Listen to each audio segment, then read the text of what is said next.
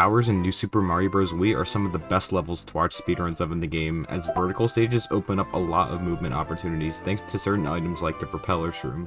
Because of this, vertical levels would also quickly become some of the most sought after IL, or individual level, world records in Mario Wii speedrunning. ILs in many speed games are often pushed off to the side and are sometimes regarded as boring and non-competitive, which depending on what you're running is true sometimes. Due to its presence in 4 out of the 5 full game categories listed on speedrun.com, 5 Tower is no stranger when it comes to people grinding it out to its absolute limit. I will be outlining the history of this very level, and how Mario Wii's dedicated community of speedrunners managed to push the single stage's time down to as low as it is today. And with all of that being said, I hope you all enjoy.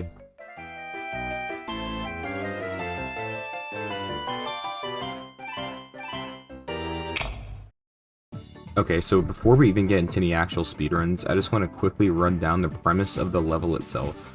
Like nearly every other tower in the game, 5 Tower is a cycle-based stage, with spike walls on either side of you in each of its 3 different sections. Generally speaking, you will lose 10 seconds with each full additional cycle you end up having to wait for, which is obviously very not ideal for a speedrun. Once you make your way up to the boss door, you 1v1 Iggy's ass in a pretty straightforward fight by doing, you know, the whole jump on his head 3 times thing. So that's basically the whole level in a nutshell. As I mentioned before, 5 Tower is present in a good chunk of the full game categories, but most notably Any Percent, which is Mario Wii's most popular speedrun category by far. Since the very beginning, the optimal Any Percent route has always required for you to cut through World 5 via a cannon in World 1, and then getting to World 8 and finishing out the run by using the cannon in World 5. And what level is in the very middle of the entire run? 5 Ghosts, technically, but 5 Tower is close enough to the middle too. But my point is that pretty much anyone who speedruns this game in any capacity is bound to play 5 Tower at least a handful of times. This culminated with the IGT, or in-game timer, serving as an easy metric to time ILs with, made running them very accessible. Salamaj would be the first person to complete a real run of 5 Tower on November 20th, 2009, which was... yeah, not even 2 weeks after the game came out. As it turns out, Salamaj was kind of a pioneer in Mario Wii's IL scene around the game's launch, as there was little to no speedrunning activity for the game yet, outside of some talk on some speed demos archive forums. To really just put it into perspective on how ahead of the game he was, not even full game runs would begin surfacing until the early 2010s. But anyway, Salamaj quickly noted some very apparent things about the level. For one, it was very obvious early on that the best power-up to use for this particular IL was the propeller mushroom. It was also immediately apparent that beating the spike wall from closing the gap in the first section of the level was pretty, impossible. But apart from that, he managed to maneuver his way up to the door decently fast, scoring a 5:47 on the clock. He then made his way through the Iggy fight, while using some rather interesting strats to beat him, but ultimately closed his run out with a 5:20 to call his own. I'm gonna pause for a second because we need to talk about something. Like I said earlier, ILs in Mario Wii are all timed even to this day by utilizing the in-game timer, simply by subtracting the time you finished with from the starting time. So in this game's case, the more time you end with, the better your time is. This would always remain the case too, with the exception of one small detail that will matter a lot, especially for runs later on. When approaching the door for the boss fight, you'll notice that every single player will do one of 2 things. Either enter the door as soon as they approach it, or alternatively enter it from around the middle but still slightly on the left side, and there are reasons for both. Entering the door from the side, like Salamaj did in his 5:20, is the objectively better choice in an IL setting, as the clock will pause as soon as the door begins opening for Mario to enter it. The only consequence to this method is that Mario will also start slowly walking to the center of the door afterwards. While entering through the middle prevents this animation, but also sacrifices some in-game time as a result. These are widely known as IL and RTA door entries respectively, with IL doors losing around a half second in real time, but saving a handful of frames in ILs. So why am I even bringing this whole thing up in the first place? The obvious choice would just be to enter from the side because I am talking about ILs after all, right? Well actually, depending on who it is that you ask, you could get arguments for either side. You see, many people grind ILs as a means of practice for full game categories, so they're naturally going to be more inclined to use RTA door entries as a result. Other runners would also argue that IL doors can make achieving a certain IGT less impressive, because sometimes the time gained from utilizing an IL door could be the difference between a better IGT altogether. So overall, it's a very minor difference, but definitely a very notable one. Salamage's world record would continue to remain uncontested, with numerous people only being able to tie him over the years, as 521 was just way too far out of reach without any new strats being found. No matter how quickly anyone could get to the top of the stage, they would still have to wait for the wall to move far enough left for the gap to open up. So most optimization in this level was looking like it would have to come down to how well the Iggy fight went. Fast forward a bit to 2012, Riker Z had begun his any% and cannonless domination, and as far as full game went, was completely taking over. He, as well as some other runners sneaking up in the background, would typically get 519s or sometimes even match Salamage's 520 in their runs, using RTA doors, so clearly people were starting to get a better grasp of the game as a whole. But even then, 5 Tower would go through an era of no improvement, because like I said previously, it didn't look like there was much left to do with the level in its current state. And then 556 came along.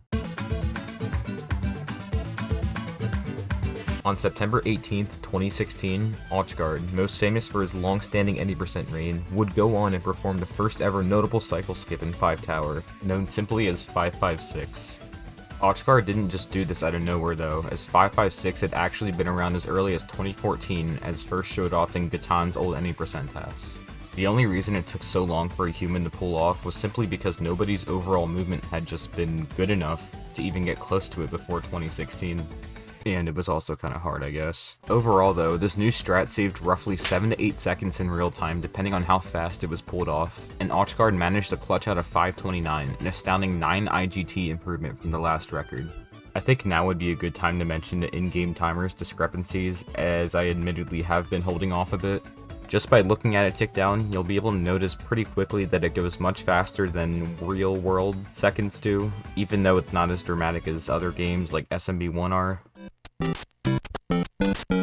89, 90. The easy answer to the question, how long is each in-game second, is roughly 3/4 of a real second, although it technically is a much more precise decimal than 0.75 for some reason. Transitioning back to 5 Tower, 556 was not only revolutionary in the sense of it saving an immediate 7 seconds, but also because it opened up the possibility of much smaller improvements in the latter half of the stage actually saving time. Like I mentioned previously, when players would reach the top of the stage, they would become pace locked, meaning that no matter how fast they get to the top, they wouldn't be able to save any time due to some forced waiting. But thanks to 556, you can now theoretically get to the door an additional 3 to 4 seconds faster without having to wait for any cycles. Of course, this time save was still all theoretical and would still need to be found obviously, but it opened the level up to a lot of potential for anyone who was seeking to improve it. Less than a month later, Ochgard would go and actually get the first ever 530. And I wish I could show it to you, but it doesn't seem like there's any sort of VOD or any other surviving proof of this run remaining.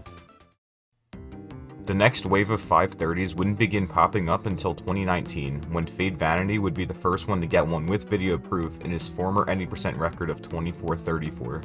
Two things about this run are worth talking about. For one, Fade himself developed a strat to make getting 556 slightly easier and also slightly faster. By wall kicking and spinning off of this wall right here, you can skip drilling down onto a platform in the final section, which if performed well, even allowed 557 door entries to become a thing. This is also when increasingly more optimized boss fights were becoming the norm. In every 5 Tower record previously, all players would opt to just immediately spin and drill down onto Iggy's head for the first hit, and would do so whenever it felt safe enough for the last two. Now when the fight started though, runners would stall for a brief second and run off the platform to hit him as early as possible. Stalling here is necessary, as beginning to run the moment the fight starts just results in Mario getting hit. And as far as the second and third hits were concerned, they mostly just came down to knowing when Iggy's iframes ended to ensure you hit him at the first possible opportunity. 530s would eventually become the 5-tower IGT that every top runner was aiming for at the time, and some surprising amounts of consistency with 556 that had never been seen before were being built up at this point. Anybody who wanted to pour some time into the level could realistically get a 530 to match the record with a bit of skill, but as you'll see, easily tying records in this level would quickly become a thing of the past. And it all begins with a strat that is actually still used to this day, found by Tutti Pullo. We lost the world record there! His strat, in a nutshell, would completely eliminate the precise and quite honestly annoying bounce off the dry bones by performing an additional wall kick right here via a momentum jump followed by a spin.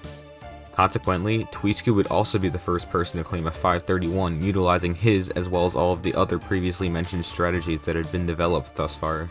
Yet another small improvement to the boss fight was also found around when Twisku got his record.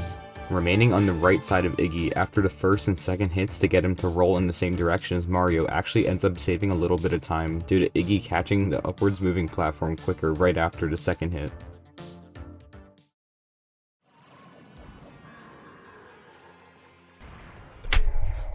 Oh my god, no way. Yes, I finally have PB'd. That took me 11 months, dude. Astix, hailing from Switzerland, would go and try his hand at 5-tower ILs nearly a year after the first 531, completely shaking up the IL scene for the rest of the level's foreseeable future. Due to his skills with New Super Mario Bros. U and other speed games, Mario Wii came very naturally to him. Astix would be the first person to introduce a somewhat RTA viable method of performing a platform skip in the second section of the stage that was previously deemed TAS only. By barely squeezing through these spikes and following that up with a series of very precise jumps and wall kicks, you could now reach a higher platform here before proceeding with the stage like normal, which saved well over half a second overall. Astix, being the only one with any amount of consistency with this new time save, would inevitably be the first human to obtain a whopping 532, which is nothing short of impressive. Oh, and it's worth noting here that the footage I'm using is actually from a 532 he got a month later in December due to the original having some questionable quality. Oh my god! Oh my fucking god! When it was all said and done though, Astix was now the undisputed king of 5-tower and nobody else was even close. 5-tower improvements would remain steady throughout the rest of 2020 all the way into the summer of 2021, when some of the most useful tech in the game's history finally became fully understood: instant lands.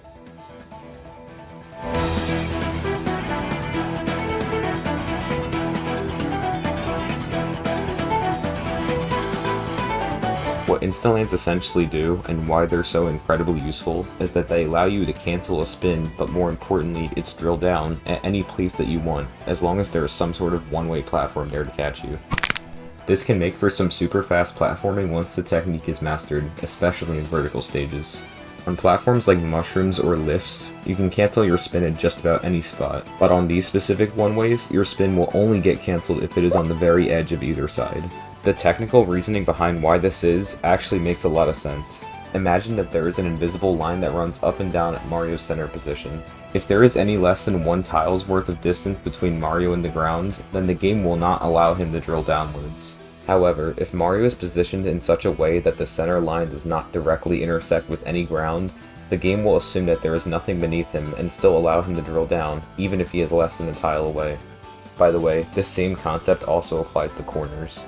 This one small little detail is the reason that it took us all the way until 2021 to fully grasp how these kind of instant lands work. So the reason I'm emphasizing this tech so much is because it was actually the key to making platform skips significantly less challenging than it had previously been. Instead of having to jump more or less frame perfectly off of each platform to keep up with the spike wall, you can now maneuver your way up with much more ease due to the instant lands giving you a handful of extra frames to work with. Now this isn't to say that platform skip was just suddenly free now, which it absolutely was not, especially when you consider that instant lands were still so new and most top players hadn't had a perfect grasp of them yet. But it was still a massive step in the right direction nonetheless. Astix's 532 was already scarily close to a 533, so clearly a new potential world record was on the horizon. He had also been slowly moving on from NSMBW now, so someone else was going to have to step up to the plate. And as it turned out, two people did. The first of which was British speedrunner -112, who had been improving at Mario Wii's full game categories at a very rapid rate throughout the majority of 2020 and 2021. The second of these two people was me.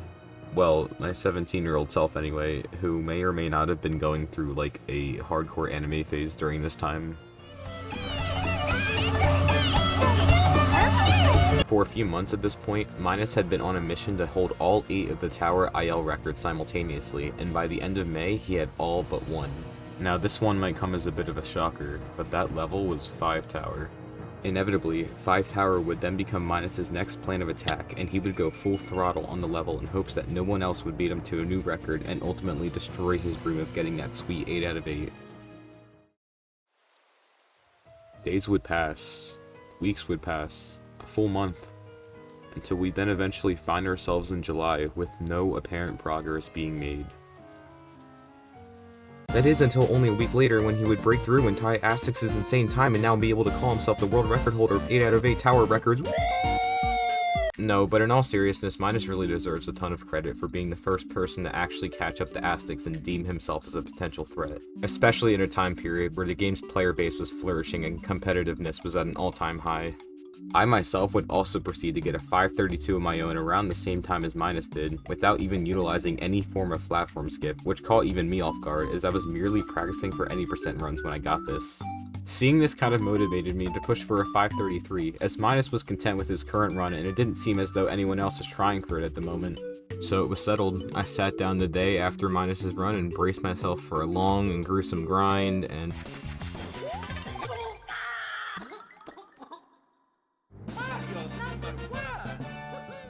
like the toxic, egotistical mastermind that I am, it took all of one day for me to randomly clutch a 533 kind of out of nowhere, utilizing an IL door, those of which would now be practically required to get any kind of world record from now on. Other than that though, there really isn't too much else to say about the run. It mostly just came down to cutting jumps much tighter in the second half of the level, as well as getting very fast hits on Iggy. I would be doing this video a huge injustice if I didn't at least mention arguably one of the best Mario Wii players in terms of ILs, Yakko Tracker. Yakko Trackers as in, you know, those noise level monitor things. Out of the multitude of people who would eventually claim a 533 of their own over the next couple of years, Yakko would be the first just 5 months after I got mine. However, this man is just simply built different or something, as he got the time with many frames to spare while also using an RTA door. Yakko does have a certain sense of pride when it comes to most tower and castle levels, in the way that he will always go for RTA doors no matter what, even when he is doing runs for IL purposes. Regardless, it began dawning on the Mario Wii community that 5 Tower was definitely approaching its limit, even though the feasibility of 534 was already being questioned. But for a while, that's all it was. Questioned. We would enter and leave 2022 without any major events in the level, with the exception of 2 minor new strategies that runners had begun going for at this point. First off, an instant land was now implemented off the platform at the very end, which, in hindsight, I have no idea what took us so long to start using that. The other new strat technically doesn't save any time, but makes platform skip objectively easier. Replacing the second of the 2 instant lands with 3 jumps, that are still somewhat precise, can serve as another method of getting to the platform fast enough without the somewhat finicky inputs of an additional instant land holding you back. This new development is actually what slowly began to make platform skip as a whole viable in full game runs. It was pretty clear that Yakko was in the running to be the first person to achieve his now sought after 534, sporadically uploading some progress and close calls on his YouTube channel from time to time. In any case, it seemed to be a one-man show, starring Mr. Tracker himself.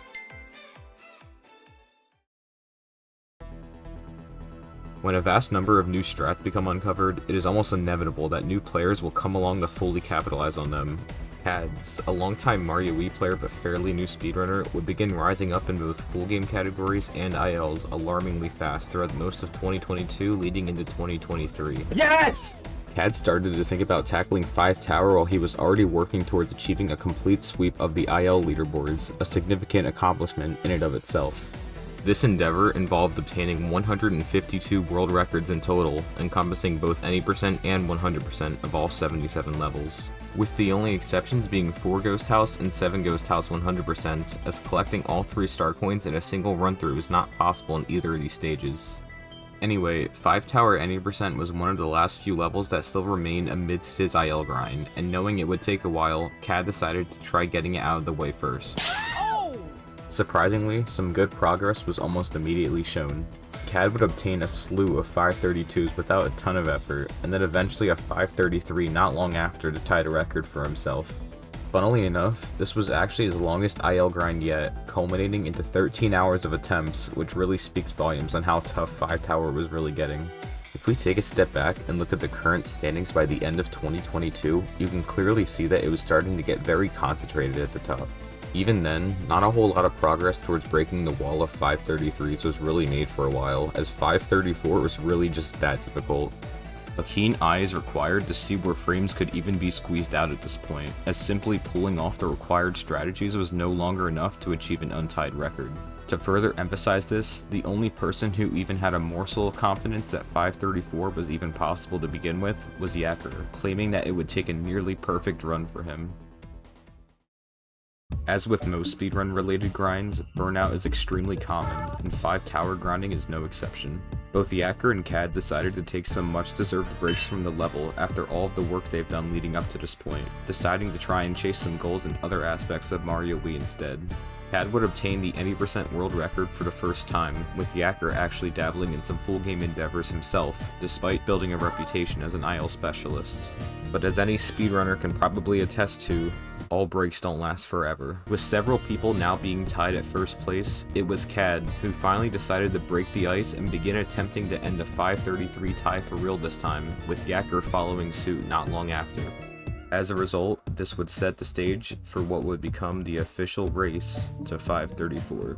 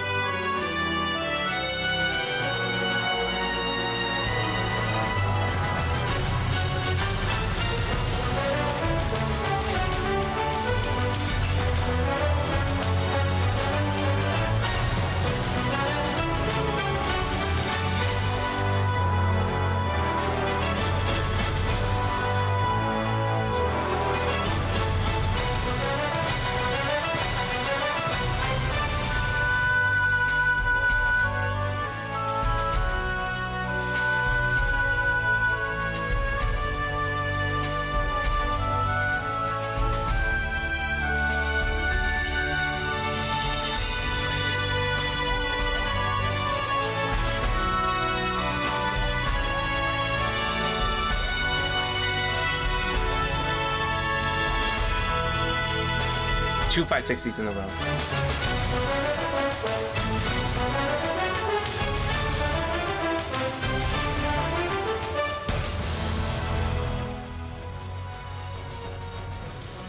Oh my, dude, it happened. It happened. Oh my god. The slow first hit and the slow second hit. Let's go. Yeah. After finally clutching up the run of his life, Cad would ultimately be the first person to get himself a 534 in 5 Tower. Interestingly enough, he opted to use an IL door this run, a respectable decision, don't get me wrong, as 534 is like really tight without one. That sucker's tight! But it did make sense to do from a competitive standpoint in order to have himself an edge over Yacker. As of the day I'm recording this, only 2 other runners have managed to get a 534 for themselves, Sharp Runs and Big Cheese. Both of these individuals are modern day Any Percent prodigies, so it makes sense that they would both put in the time to grind this one out. So I guess I have to address the elephant in the room. Is 5 Tower dead now? No.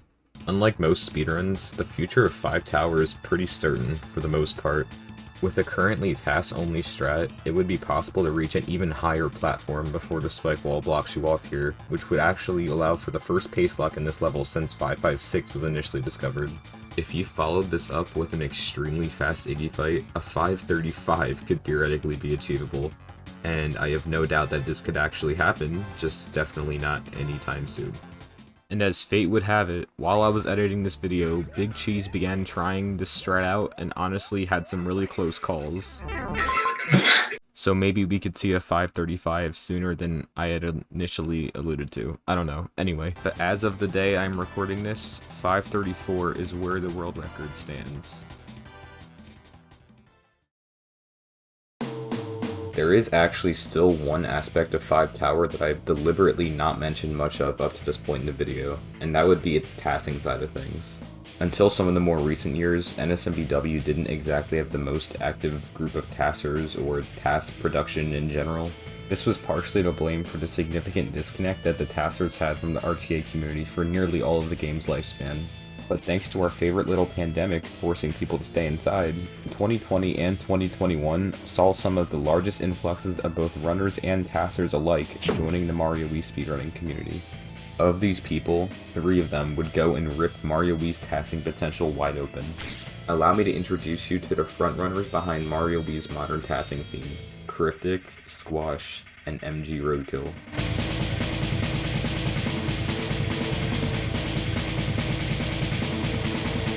I could make an entire feature-length film on just the things that these guys have done for the game alone, but just for the sake of staying on topic, we have to once again return to 5 Tower.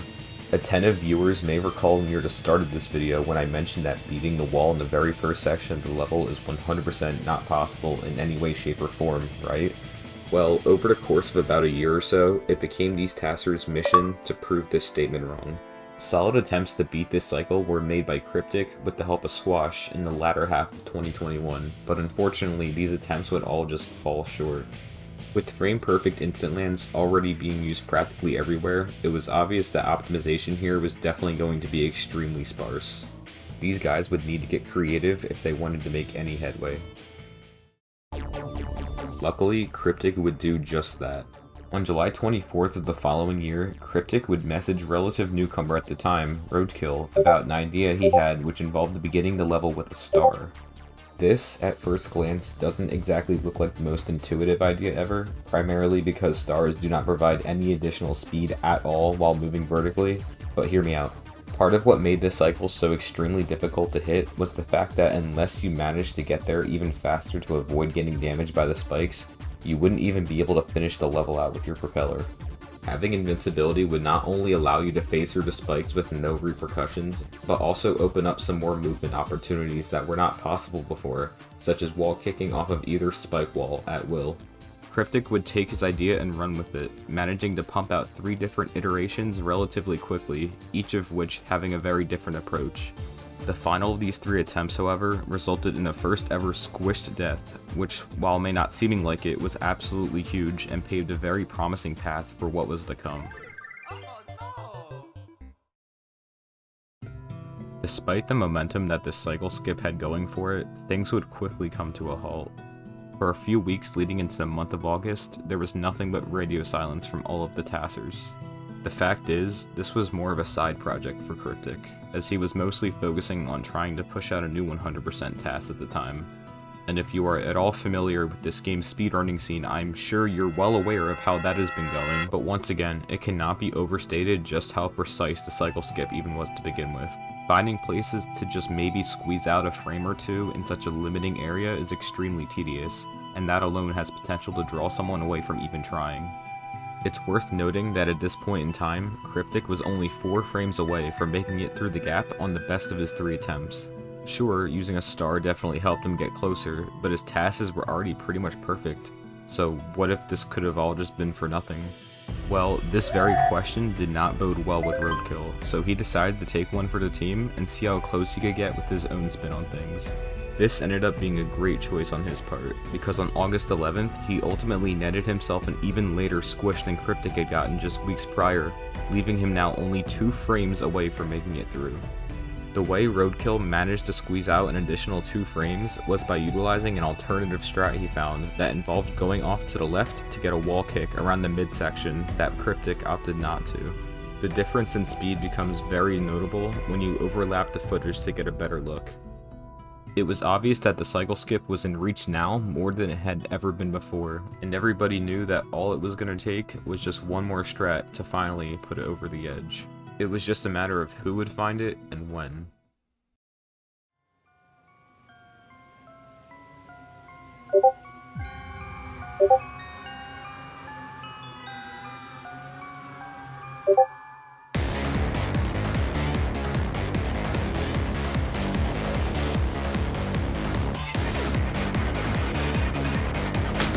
A mere 3 days later, Cryptic would unexpectedly take a detour from his full game tasking to finish the job once and for all, much to the community's astonishment. As it turned out, wall kicking against the left wall right at the very end ended up being extremely fast, making it the final piece needed to get the job done. Not only that, Cryptic also managed to finish it out with an absurd 573 door entry, a whole 13 IGT faster than any human has ever managed to do. Roadkill would later go and optimize the level as a whole even further, as lately as literally the day I uploaded this video. And thanks to all of his and others' hard work, the final time at the end of the Iggy fight now sits at a very comfortable 5:48. With a cycle of such great magnitude and an absurd amount of precision required to achieve, it now needed a name that would match its sheer level of badassery, so the Mario Wii community got hard at work trying to give this cycle the name it truly deserved. Hard at work for about 2 minutes, that is. It's pretty safe to assume that Joe Biden's cycle is the end of huge 5-tower developments, outside of the use of glitched power-up states, some of which allowing you to absolutely soar through walls. And that is where the history of this level comes to its final conclusion. This was my first time ever making a video essay type thing, so if you enjoyed this and you maybe be interested in seeing some other stuff related to Mario Wii, then be sure to let me know. I also left the link to the Mario Wii Discord server down in the description in case you're interested in trying to speedrun the game yourself. But that's about all I got, so thanks for watching. Till next time.